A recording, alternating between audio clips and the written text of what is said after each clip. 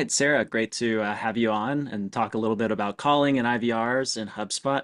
Got a few questions that I want to run through, but I guess first off, can you tell us who you are and what do you work on at HubSpot?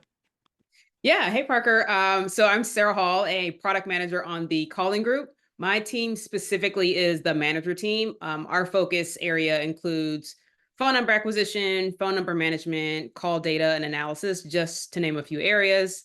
Um, but in general, all calling solutions for native HubSpot calling and calling integration touches our team. So we pretty much solve for calling across the board. Awesome. So we're talking because there's this new IVR feature in part of as part of the big Service Hub relaunch, and like you said, it's more than you work on more than just the IVR. But I wanted to start there. We've probably all interacted with an IVR as a customer, but tell me about how you're kind of thinking about how IVRs fit in for a modern service organization. Yeah, so I think in the terms of IVR, you think IVR equals efficiency. So you've got this age of AI and everyone's being able to access everything at your fingertips and consumers want things fast. And while IVR, it's not a new concept at all, right? Everyone's been able to call into a system and to call your doctor for years and decades now, but it does allow our HubSpot CRM users to leverage the power of our tool and plug all their calling pieces into one routing system. Many of the industries that we service, especially companies in that SaaS vertical, they're looking for tech stack consolidation. So that's something we really want to tap into with the power of IVR and how modern, organizations that they're using 10 to 15 tools, how can we decrease that and increase their efficiency? Essentially, how can all my teams be accessed quickly and efficiently is what we want to solve for. So with IVR, our organizations can now plug their teams and reps into a simplified routing workflow, allowing them to manage their inbound calls in a process that's best for their customers and their prospects. Awesome. Yeah, that all sounds really cool. I'm curious, kind of what types of teams do you think should be adopting IVRs into their customer service or customer support strategy?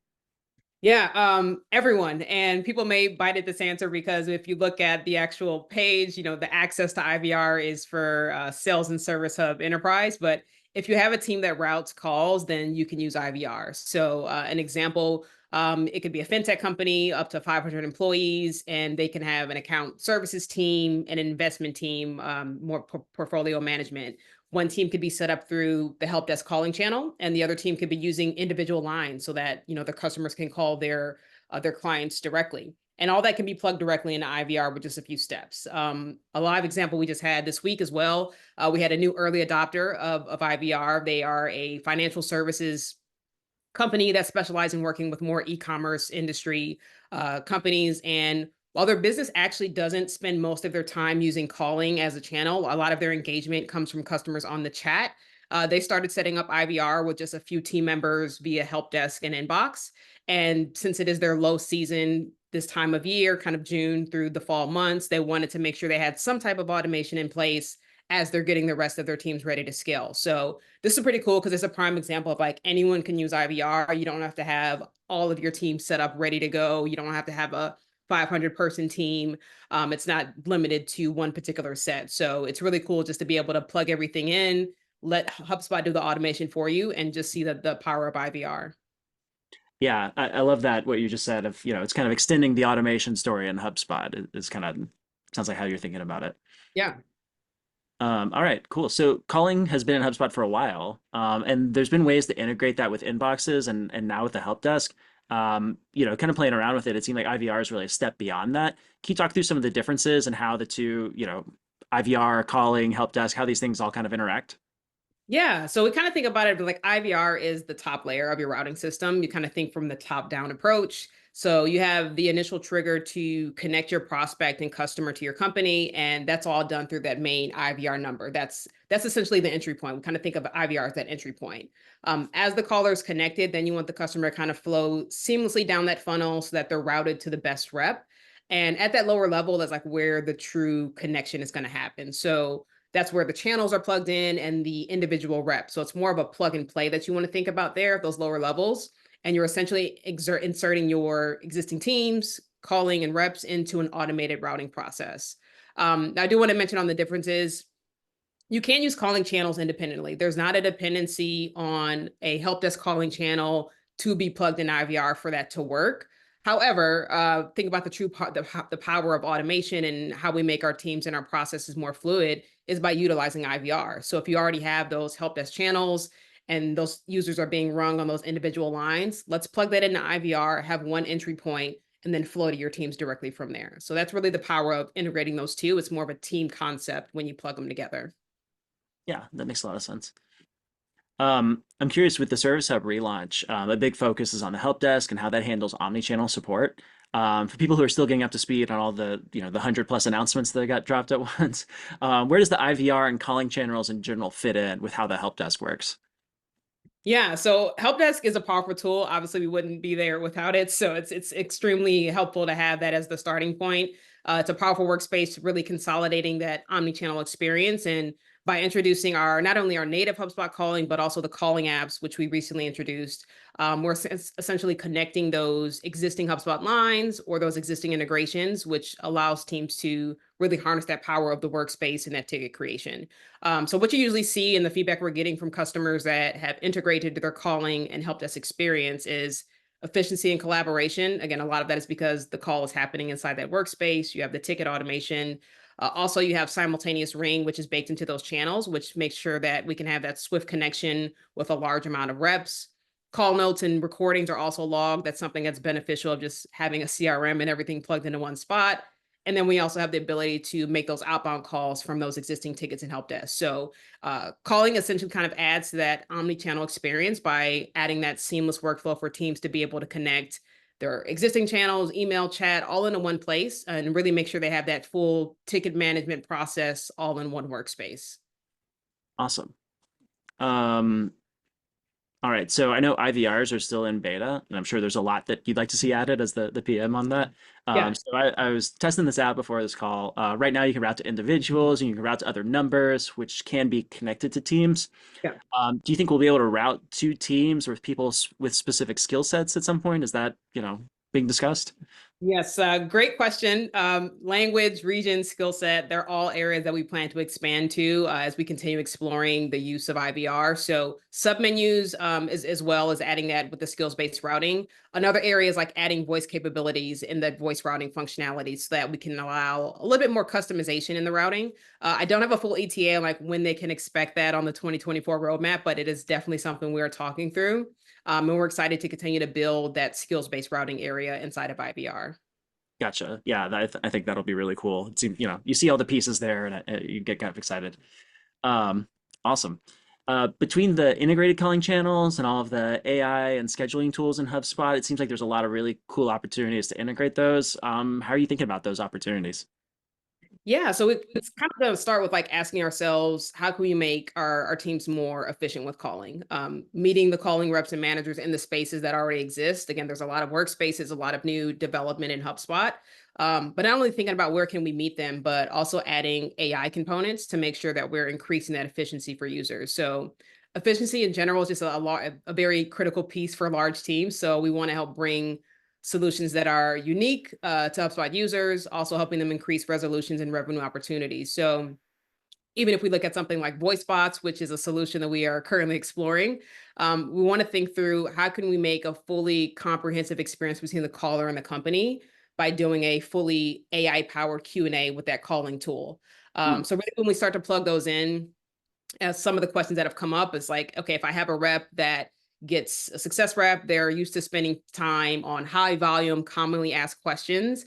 The less that we can make those calls, route to those reps and answer those through AI, the better for that rep to spend on time doing tasks to help improve their book of business with upgrades. On the similar side with sales, the less that those sales reps have to be on calls that are monotonous and don't really lend to any deal management or deal closing, the more that they can focus on revenue. So if we can close that gap with a voice bot that can answer the questions in X amount of time and produce a resolution and close a ticket, Hmm. that's where we really want to trend towards. On the other side, we also have like the managers and the leaders, so not always specific to just solving for the reps. We can also solve for managers and leaders with AI powered tools. Something as simple as AI powered call sentiment. Can we highlight what's happening with your teams on this calling channel? Are they having decreased call sentiment around this time period? Is team After a A month, having, it's bad. say it again? Much sentiment just, drops, right? Yeah, 6:30, like they're ready to go. Like, how can we look at those or produce those insights for your managers so you can understand, okay, maybe we should shift Sarah and Parker off of this team at 5 o'clock and then move them to another team. So that's the power of AI, and we're continue to map all those out and all that out in our roadmap. And we're super excited to kind of bring some solutions soon. Cool. I know Simultaneous Ring was something that also just recently got upgraded at HubSpot. Can you talk through some of the changes there and what that means for larger teams? Yeah, so with Simultaneous Ring, the recent update now allows us to truly solve for those upmarket teams. Mm, So bringing up to 100 reps assigned to a calling channel, help desk or your inbox, and that allows those large teams to ensure that all reps in those channels are part of the calling process. So you could be a company with 1,000 employees with a West Coast and East Coast support team, and now you can like seamlessly go in, set up 2 help desk channels, and ensure that everybody's going to be running that process. And the reason for the update on the simultaneous ring is the goal is really just starting to shorten some of the gaps that large teams are seeing as they try to get closer to setting up a call center like process in HubSpot. So while we're not quite there, we're not a call center solution. We know we're kind of laying the foundational steps right now. But that's a big component of what drove this simultaneous ring work is to get that out as soon as possible. And now that that's there, we can continue to build on the next steps for supporting additional ring types like a round robin or next available, and kind of continuing to solve for those call center solutions.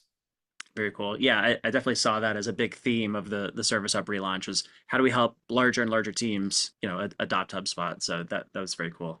Absolutely. Cool. Any tips on how people should get started with calling and IVRs for help desk? If maybe they're new to using calling as a channel or new to help desk, where should they get started? Yeah, so there's two parts to this, and this may be contrary if you watch any of the other clips where I talk about the IVR structure. The structure is a little bit different from getting started, so I just want to preface that. Mm, But to get started in help desk is actually pretty seamless. So it's going to start by setting up your help desk channel in help desk settings. As you're going through the channel connection flow, your phone number acquisition, your working hours, voicemail, users, teams, everything is set up in that channel connection flow. So it's pretty seamless. And then once you set up the help desk channel connection, the next step that I recommend, you can put this as like step 1.A. The next step is going to go into your call settings. If you go under tools, call setup, and the reason why I like to send users here is really making sure that you're looking at your individual users and seeing that they are set up correctly with the right numbers, they're in the right places, and they have the right call settings.